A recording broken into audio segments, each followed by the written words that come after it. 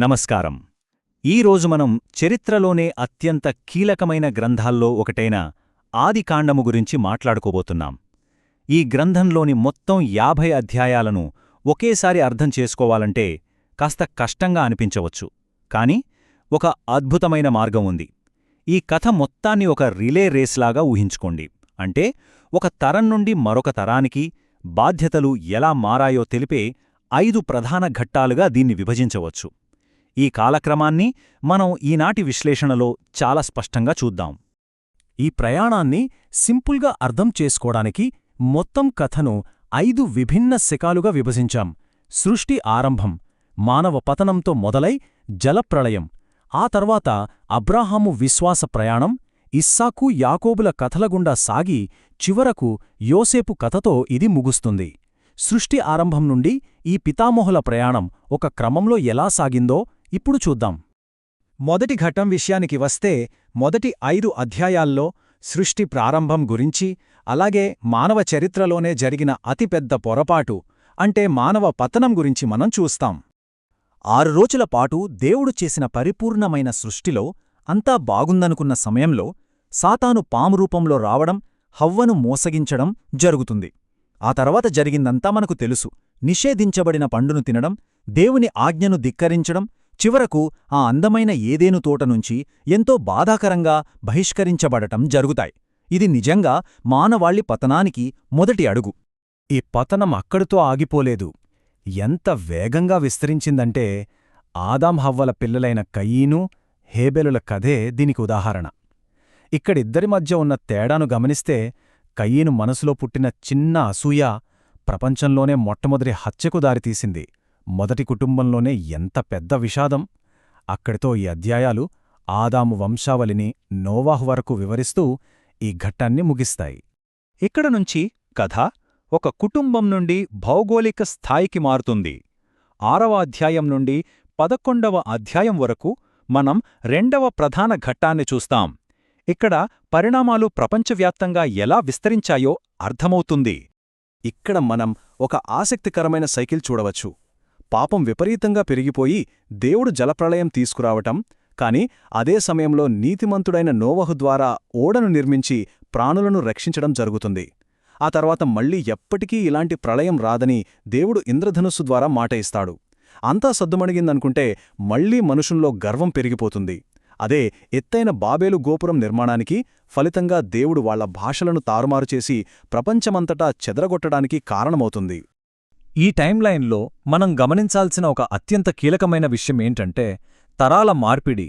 బాబులు గోపురం దగ్గర జనాలు చెదిరిపోయిన తర్వాత గ్రంథం మొత్తం ఒకే ఒక వ్యక్తి మీద ఫోకస్ పెడుతుంది. ఆదాము, నోవాహు తరాల నుంచి ఇప్పుడు కథ అబ్రాము శకంలోకి ప్రవేశిస్తుంది. ఇదే మన 3వ ఘట్టం. 12 నుంచి 25వ అధ్యాయం వరకు అబ్రాము అంటే తర్వాత అబ్రహాముగా మారిన ఆయన విశ్వాస ప్రయాణం కనిపిస్తుంది. దేవుని పిలుపు మేరకు తన సొంత ఇంటిని వదిలేసి కనాను దేశానికి వెళ్లిన గొప్ప ప్రయాణమిది. 100 ఏళ్లు. ఈ సంఖ్య వెనుక చాలా సుదీర్ఘమైన నిరీక్షణ ఉంది. ఎన్నో వాగ్దానాలు, నిబంధనలు, మధ్యలో హాగరు, ఇష్మాయేలుల సంఘటనలు, ఇవన్నీ దాటుకొని అబ్రహాముకు కరెక్ట్గా 100 ఏళ్లు నిండినప్పుడు దేవుని అద్భుత వాగ్దానంగా సారాకు ఇస్సాకు జన్మిస్తాడు. అసలు ఊహించని వయసులో జరిగిన అద్భుతమది. అయితే ఇక్కడే అసలైన మలుపు. అబ్రహాము జీవితంలోనే అతిపెద్ద విశ్వాస పరీక్ష ఎదురవుతోంది. ప్రాణానికి ప్రాణంగా పెంచుకుంటున్న ఇస్సాకునే బలి ఇవ్వమని దేవుడు అడగడం, అబ్రహాము దానికి ఏమాత్రం వెనుకాడకపోవడం, చివరి క్షణంలో దేవుడే అడ్డుకుని ఒక పుట్టేలును బలిగా ఏర్పాటు చేయడం జరుగుతోంది. తర్వాతి తరానికి బాధ్యతలు వెళ్లే ముందు శారా, అబ్రహాముల జీవితంలో ఇది నిజంగా ఒక పీక్ పాయింట్ అని చెప్పాలి. ఇక 4వ ఘట్టం విషయానికి వస్తే 25 నుంచి 36వ అధ్యాయాల్లో ఈ దేవుని వాగ్దానం ఇస్సాకుకు, ఆ తర్వాత అతని కవల పిల్లలకు ఎలా పాసయిందో మనం చూస్తాం. ఇక్కడ అన్నదమ్ముల మధ్య టెన్షన్ మామూలుగా ఉండదు. ఒకవైపు ఏశావుకేమో తన జ్యేష్ఠత్వపు హక్కు మీద ఏమాత్రం ఆసక్తి ఉండదు, దాన్ని నిర్లక్ష్యం చేస్తాడు. మరోవైపు యాకోబు మోసంతో తండ్రి ఆశీర్వాదాన్ని పొందుతాడు. ఈ తీవ్రమైన సంఘర్షణ వల్ల ఏశావు కోపానికి భయపడి యాకోబు తన మామ లాబాను ఇంటికి పారిపోవాల్సొస్తుంది.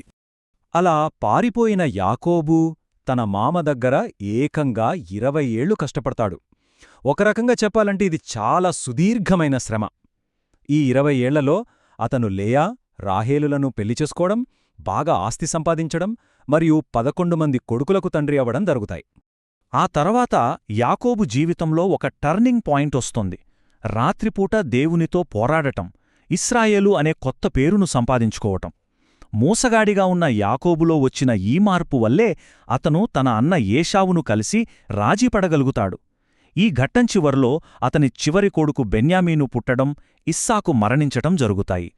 ఇక 5వ మరియు చివరి ఘట్టంలోకి వస్తున్నాం. 37 నుంచి 50వ అధ్యాయం వరకు సాగే ఈ భాగం బహుశా కథలో అత్యంత నాటకీయమైనది. యాకోబుకు తన 12 మంది కొడుకుల్లో అత్యంత ఇష్టమైన యోసేపు చుట్టూ ఈ కథ తిరుగుతుంది. యోసేపు టైంలైన్ను ఒకసారి చూస్తే తండ్రికి ఇష్టమైనవాడు కావడంతో అన్నలకి అతనిమీద విపరీతమైన అసూయ కలుగుతుంది. వాళ్లు యోసేపును ఐగుప్తుకు బానిసగా అమ్మేయడం, అక్కడ పోతిఫర్ ఇంట్లో పనికి కుదరడం, అబద్ధపు ఆరోపణలతో జైలుకెళ్లడం, అక్కడ నుంచి ఏకంగా ఐగుప్తు దేశానికే ప్రధానమంత్రి స్థాయికి ఎదగడం. నిజంగా ఇదొక అద్భుతమైన ప్రయాణం. అసలు అతనలా ప్రధానమంత్రి కావడానికే ప్రధాన కారణమేంటంటే, దేవుని సహాయంతో ఐగుప్తు రాజైన ఫరోకు వచ్చిన కలలను యోసేపు వివరించగలగడమే. రాబోయే 7 ఏళ్లపాటు రాష్ట్రాన్ని ముంచెత్తే సమృద్ధిని, ఆ తర్వాత వెంటనే రాబోయే 7 ఏళ్ల భయంకరమైన కరువును అతను ముందుగానే పసిగట్టి రాజ్యాన్ని కాపాడతాడు. ఇదే కరువు సమయంలో ఆహారం కోసం వచ్చిన తన అన్నలను యోసేపు గుర్తుపడతాడు. వాళ్లు చేసిన ద్రోహాన్ని మనసులో పెట్టుకోకుండా వారిని క్షమించేస్తాడు.